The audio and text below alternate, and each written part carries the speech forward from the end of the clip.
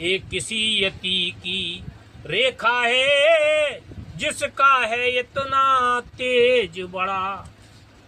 आगे को बढ़ा बलात्कार यदि, अब की बार चरण तेरा, सीता का हरण नहीं होगा, यहाँ होगा प्राण हरण तेरा। रावण विचार कर रहा है यह किसी यति की रेखा है।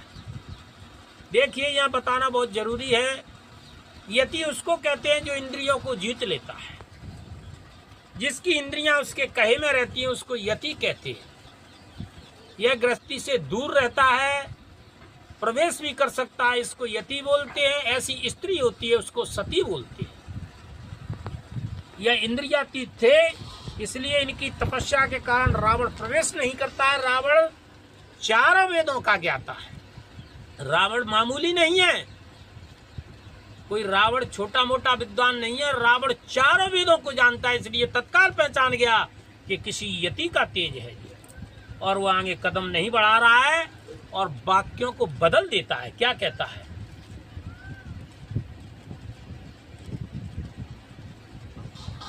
क्या कहता है? फिर बोला भिक्षा दे सीता, उस रेखा से बाहर कर दे, योगी नहीं लेगा बंदी भीख, इससे तो साफ मना कर दे।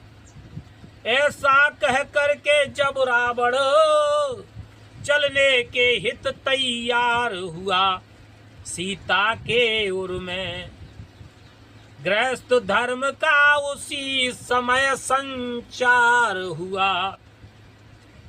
सोचा चाहे जो कुछ भी हो, भिक्षा बाहर ही डालूंगी, है नहीं आन का ध्यान मुझे, मैं धर्म गृहस्थी पालूंगी।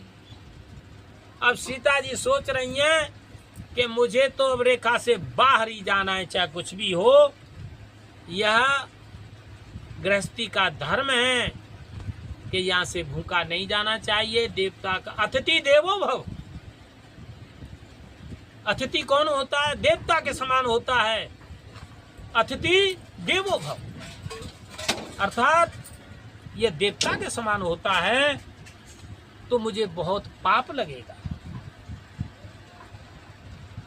अब क्या होता है आगे? आज का जमाना ऐसा है कि लोग अतिथि आ जाते हैं तो परेशान हो जाते हैं कि भाई कौन आ गया।